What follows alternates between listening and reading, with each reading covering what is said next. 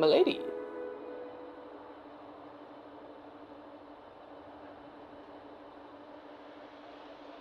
Interesting. Oops, sorry. I have a boyfriend. Oh no. Oh no. Oh no. Get home safe. The video game. I also like that one just from, because I'm a gamer and I like to have a challenge with video games, and just looking at it from his perspective, it was interesting like how they took the creative decision to have the woman have to go through all those situations, which, you know, it was brought like in a comedy aspect, but from what I gather, there's some truth to that, like just how, you know, it can be difficult for, you know, women to walk in heels at night. You can't necessarily run. Like some of the issues that she was experiencing, you know, it was really rough, you know, trying to make it back home safely, and just how some unwanted attention happens just because she's the way she was dressed, how she was attracting some of the wrong guys, and, you know, that wasn't her fault for wanting to dress and be attractive, but, you know, sometimes that sends the wrong signals. But I think it was real eye-opening to really bring to light like certain aspects that women have to go through. And it was just an interesting perspective, but a creative way of showcasing it. Yeah, no, it is serious stuff in real situations, but yeah, they kind of flipped it. Yeah, no, I just wanted to say that I really liked how, because in the beginning I was like, yeah, how the gentleman earlier said, like, as a woman, you don't feel like, okay, but then, you know, there's the girls who are like a little too drunk and can't handle themselves, but then seeing it from the male perspective is just like, all women are kind of like a drunk mess when they're drunk. And then all of a sudden the men came on and I was like, holy shit, that's like all my guy friends. And it was just crazy because as a woman, like, that's how I view the men, but then obviously I don't, you know what I mean? Like, I don't view myself that way as a woman, and the men don't view themselves like as, right, kind of like almost children. But it's funny because when you grow older, you realize like men are still kind of like, they like to act like children, you know what I mean? And women, they like to be more mature. So it was such a funny play how as a woman, I felt like, wow, what an accurate description of men. But then, and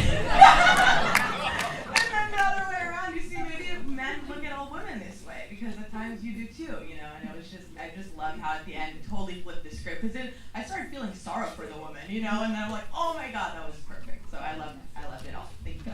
I was kind of confused on whether I guess it'd be the developer, the guy that was sitting next to the person who was playing it, on whether the game was supposed to be a male or female perspective, because in the first half they portrayed the woman as being kind of, let's be honest, kind of dumb, which was like, is not a women's perspective. Like, you wouldn't think of yourself that way when you're out walking on the street. And in the second half, they showed a guy like having, you know, a good time, I guess, with those other creeps on the streets, and that's not really a male perspective. So I don't know if that juxtaposition is like intended or. It's a unisex perspective. No. No, it's just completely open to your perspective, but I think I know it's definitely exaggerated, but I was curious on which perspective is like the main narrative, or that there's no main perspective. That's possible. Anybody want to say how they saw it? Or? I think it's both perspective is showing a lot of misogyny and stereotypes. I actually disagree about the female being portrayed as dumb. In the first sequence, when she got an option of what to say to the first man, and the option was fuck off, and she was killed, she had another go, and the other go was giggling and say, okay, and that is kind of like the safest thing you can do sometimes, and so it was more of an act that she was portraying, and not necessarily what she actually was. Yeah. I thought I was really interested, but I was kind of waiting for her to like have weaponry and like actually be able to kick some ass. Right. Yeah, so that was everything. Yeah, just the pepper spray, and then you couldn't get it out of a little pocket for her. I have to say, I really wanted to comment on that one. That was like Oscar worthy. So it was the most real one of the whole night. It was brilliant.